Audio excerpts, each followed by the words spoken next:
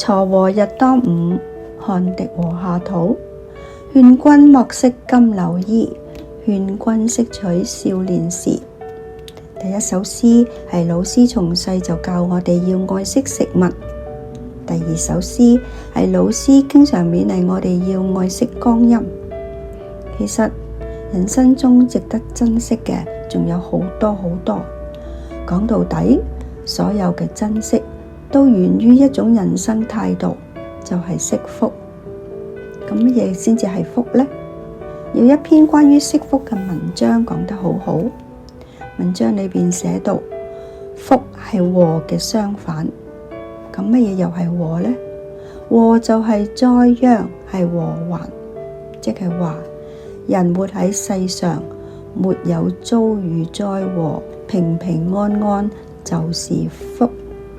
但好無奈，人往往係身在福中不知福，並唔覺得無災無難嘅安穩日子本身就係一種莫大嘅福氣。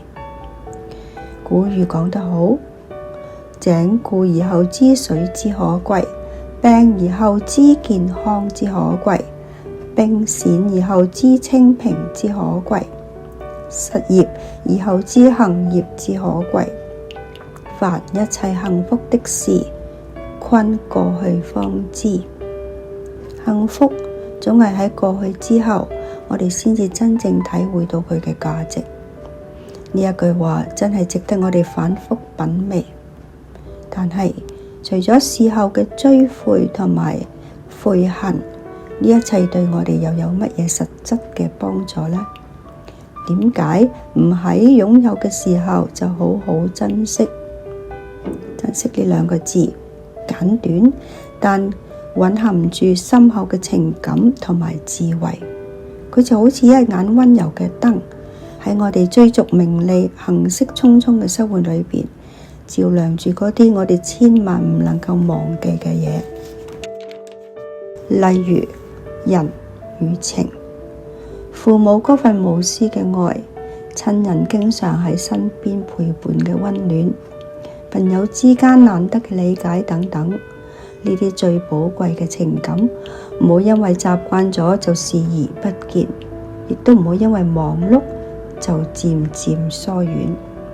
有時候一句真誠嘅問候，一次用心嘅傾聽，都係珍惜最好嘅表達。再比如珍惜物與景，我哋健康嘅身體，所處嘅和平環境，擁有嘅學習同埋成長機會等，呢啲睇起上嚟係平常嘅嘢，其實係好多人夢寐以求嘅幸福。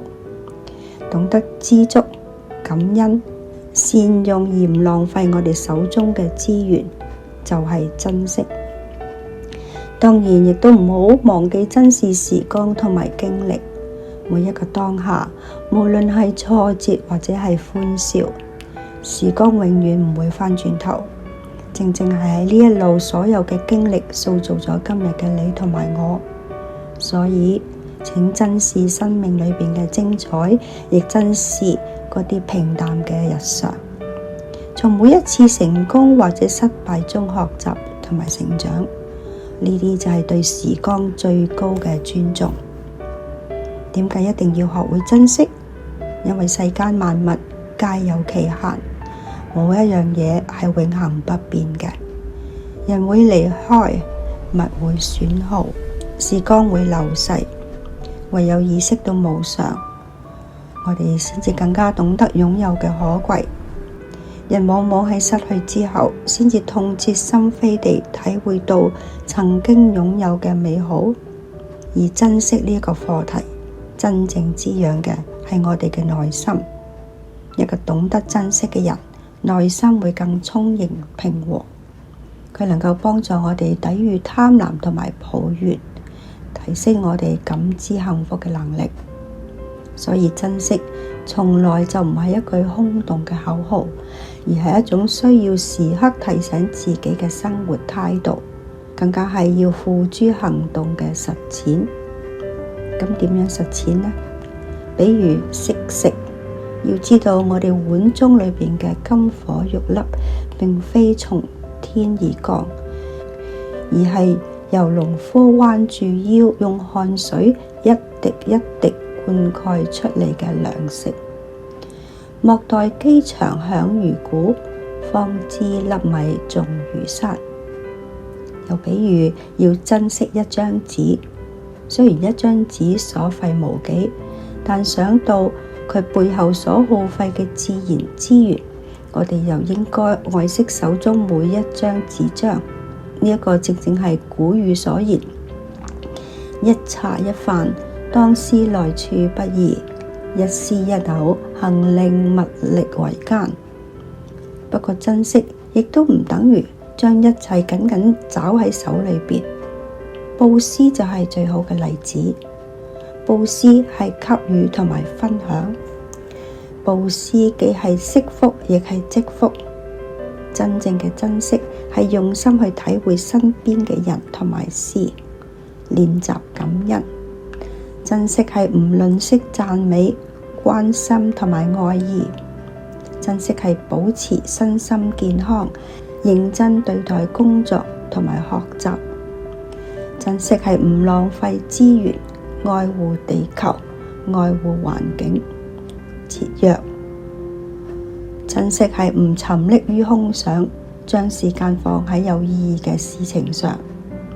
珍惜係關懷社會，利益人群。呢啲一切都係珍惜呢兩個字最具體嘅實踐。